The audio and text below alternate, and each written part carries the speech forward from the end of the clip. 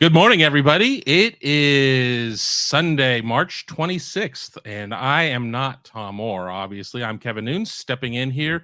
The Indiana game is in some amount of days. The Michigan game, even later. That's a Tom thing. That's not a Kevin thing. But it is Buckeyes tomorrow morning. I'm joined by Tony Gerdeman, and we had the opportunity on Saturday to check out Ohio State's scrimmage. Now, this is practice number 6 of 15, so this is far from a finished product. I mean, there's still a lot of stuff going on. They've only had pads on for a couple practices, but it was a good opportunity for the media to come out and check things out. And Tony, how did you handle this early morning? Well, I went to bed 8:30 last night, no later. But yeah, it's always it is something you have to prepare for, and it's you got to make sure your notebook is ready, 2 pens. Like, this isn't something you can take lightly. And then, of course, once you get there, you have to try to find a good viewing area because this took place in the WHAC, and it's a big recruiting weekend. And there were more people on the sidelines than on the football field, wouldn't you say? Absolutely. A big recruiting weekend. A lot of former players were there with their families. So it was standing room only. As I was driving in on 315 this morning, I saw the lights on at the stadium, and I'm like, well, that is for recruiting. That's obviously not for this event, which was on the indoor of the WHAC, as you'd mentioned. And viewing angles are limited, to say the best. I mean, you can't really get higher there unless you go up into one of the little crow's nests they have up there, and I think that there's probably some sort of rule against that. But we got to see 20 periods of practice today, which included a lot of scrimmage work. And you started a great thread over on BuckeyeHuddle.com about to the viewers, what would you like to see coming out of the spring practice? And yeah, we haven't had a lot of time to digest everything that we've seen yet, and we're not benefited the way the coaches are by getting to go back and watch tape. But what stood out to you? I mean, walking away from that, what are you going to take out of it? After we got done, and we're both posting, and Mark's posting notes from what we saw on the message board. I think after it was done, I just sat there and realized Kyle McCord was a lot more mobile than I expected. Not that I didn't expect him to be mobile, but they had him on the move a lot more than what I was expecting. And he was making plays on the move. And I know in this competition, Devin Brown has been seen as the mobile guy, but I was really impressed with the way Kyle McCord kept plays alive. Now, he would keep plays alive to the point where he would still get sacked because it was one hand touch. And if a defender got a hand on him as he was breaking free, it would be a sack. And a couple of times he broke free to throw the ball downfield for touchdowns, and the ball had to come back for a because he was tackled for a loss or he was sacked. And one of the plays at the end on 3rd and goal from the 3 or 4, he kept on the read and made it into the end zone, and the team celebrated, and the offense celebrated and mobbed him, but he got touched at like the 1 yard mark. And again, it just has to be like a fingertip, and he's down because he's wearing a black no contact jersey. So, he was making plays even if some of them didn't stand. So I was impressed by that. I think I was really impressed with while not everything is sorted out on the offensive line, it certainly seems as if Josh Fryer really has his spot for now. A lot of time between now and the Indiana game, but we didn't see any rotating with Josh Fryer at left tackle, and we didn't see any rotating really at center with Carson Hinsman.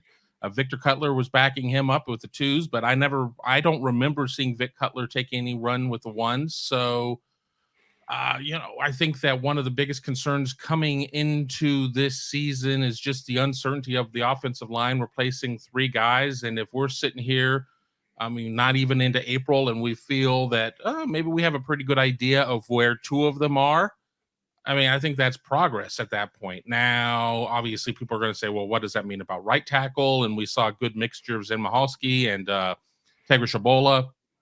I think that you had said on the thread, maybe it was like 55-45 Zen there. And I think both of them had some moments of where they realized, oh, I'm in the major league now. Kenyatta Jackson had some plays there.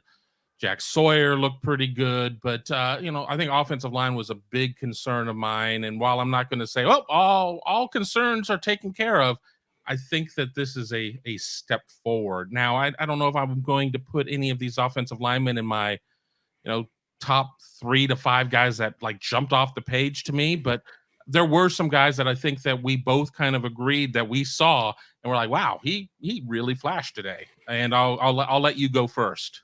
One that I'll go with is Jaden Ballard, the redshirt sophomore wide receiver, who was basically the number one target today. Marvin Harrison was there, and he practiced some, and they threw to him as well. But you didn't have Emeka Ibuka and Julian Fleming, as we know. So Jaden Ballard right now is your number one Z, and he had a deep touchdown, like a 50-yarder from Kyle McCord over against Jordan Hancock. But what I liked most about what Jaden Ballard was doing was moving the chains with some quick outs and just making the catch, holding on to it.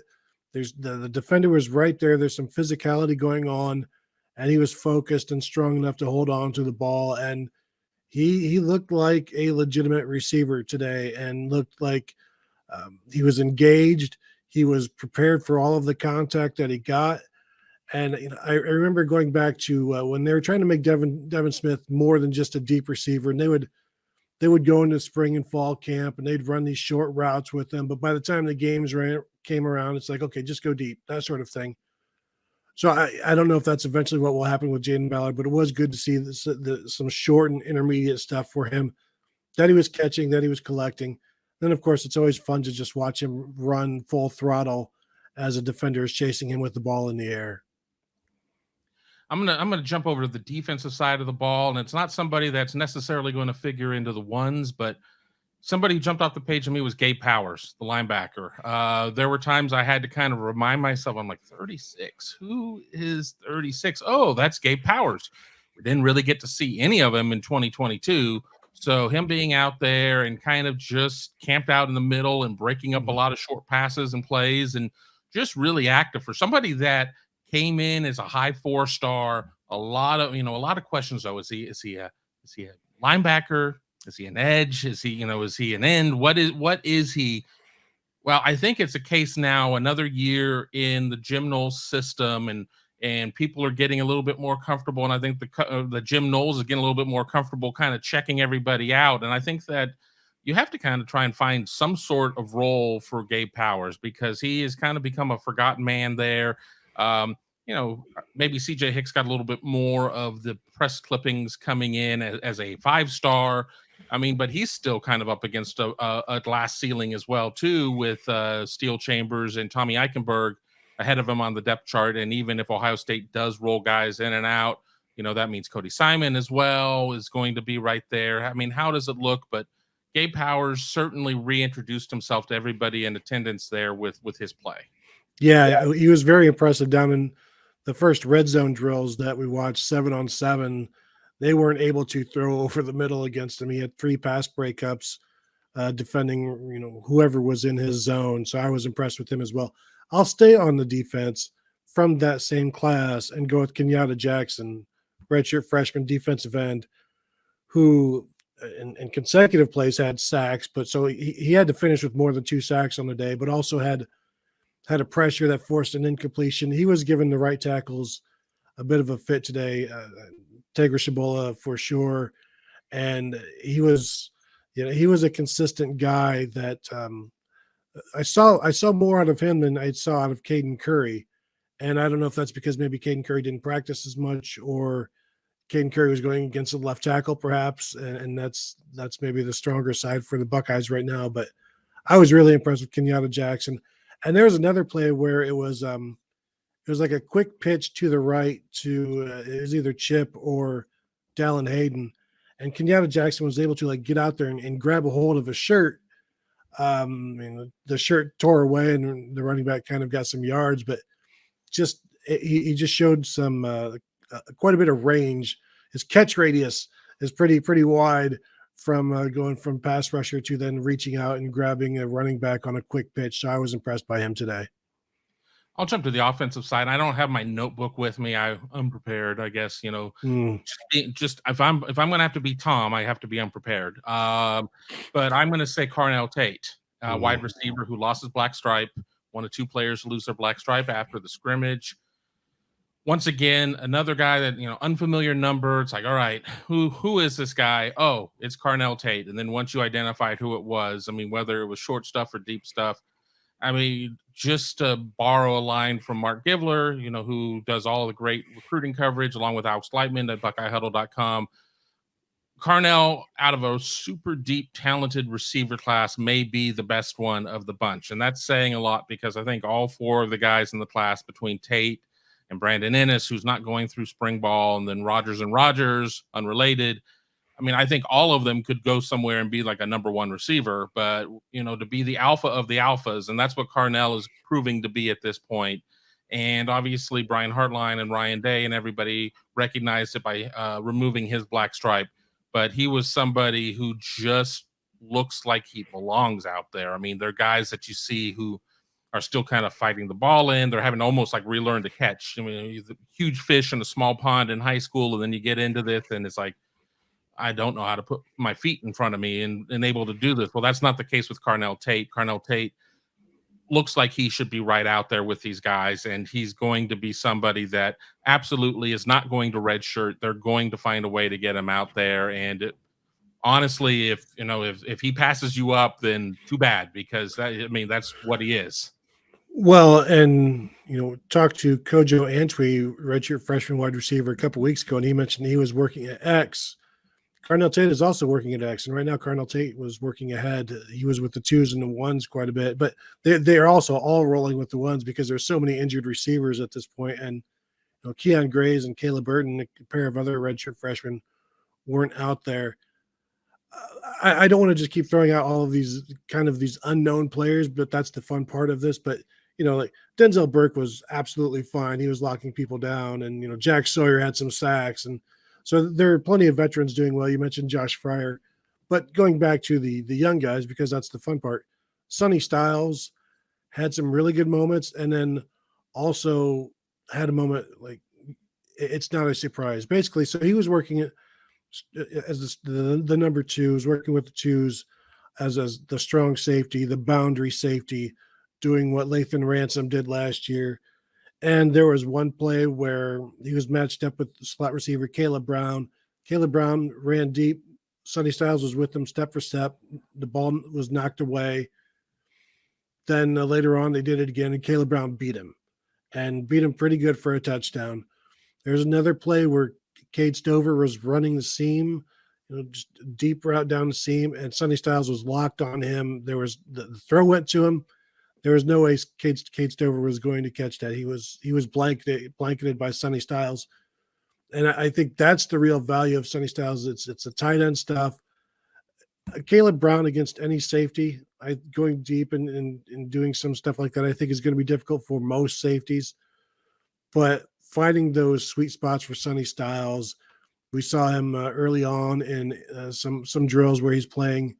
He's coming up towards the line of scrimmage as even an edge defender, as a Sam linebacker type. So Jim Knowles has said this spring is going to be about experimentation, particularly with Sonny Styles. We got to see some of that today, but I think it's going to come down to, can he defend those slot receivers when the focus of the offensive alignment shifts towards him? Can he defend those wide receivers? Because that's always been my concern with him as just a 6'4", 225-pound safety.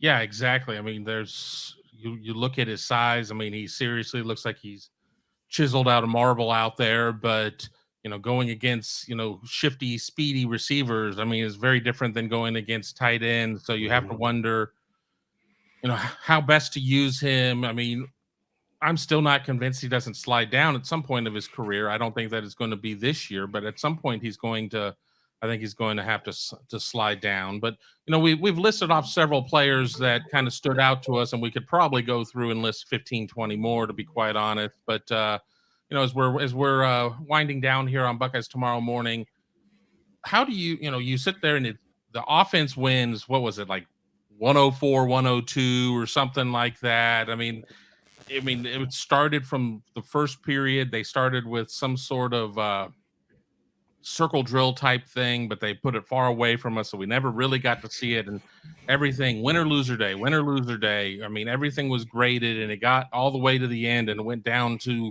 the final series. And without getting into too many details of the plays, I mean, there was what appeared to be a passing touchdown to Jelani Thurman. Oh, he's down at the one. Then the aforementioned play where Kyle McCord on the keeper. No, he's down at the 2. And then they finally are able to smash it in as Dallin Hayden runs over Kai Stokes on a very noisy collision right there. But, what do you think people are going to walk away from? What do you think the coaches are going to walk away from, and their opinion is going to be of this? Because, of course, again, practice number 6, nothing's perfect.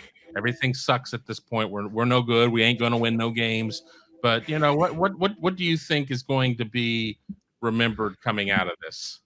I think they're going to like the fact that they just got a lot of snaps on film, a lot of the teach tape stuff that they have, no injuries that we are aware of, but you got to see some live action. They got to see the quarterbacks got to see that live action, had to escape trouble and get used to the speed of the game, the windows that they have to throw in, either when they've got time to throw or when they're being pushed. So I know Ryan Day also talked afterwards, like the atmosphere was good as well, because you had so many people in there, and obviously you can't replicate a game like atmosphere, but when you've got a bunch of people watching it aren't just football players, the team, there's some added juice there. But I think they'll just take away that it's one of 40 odd practices, and there was some good and there was some bad. And your veterans played well, and the young guys flashed at times. So I think there's more good than bad there, despite a defense giving up 102 points or whatever it was. But again, that's over the course of the entire practice. It was win or loser all afternoon, so it wasn't just the scrimmage portion where the points are being given up. Yeah, exactly. They had a point where they were doing drills on one end zone, they were doing drills on another end zone, and on the PA they're announcing every winner, loser, blah, blah, and it just, a lot to go there. Not the same as watching a game, but we will have plenty more coverage on Ohio State's spring scrimmage here at BuckeyeHuddle.com. So be sure to check us out there. Be sure to give us a thumbs up and a like here on YouTube if you're catching us there. And if you're listening to us on Apple Podcasts or any of those fine podcasting outlets, leave us a 5-star review. Tell us how great we are. Tell us that you just don't want Tom to come back.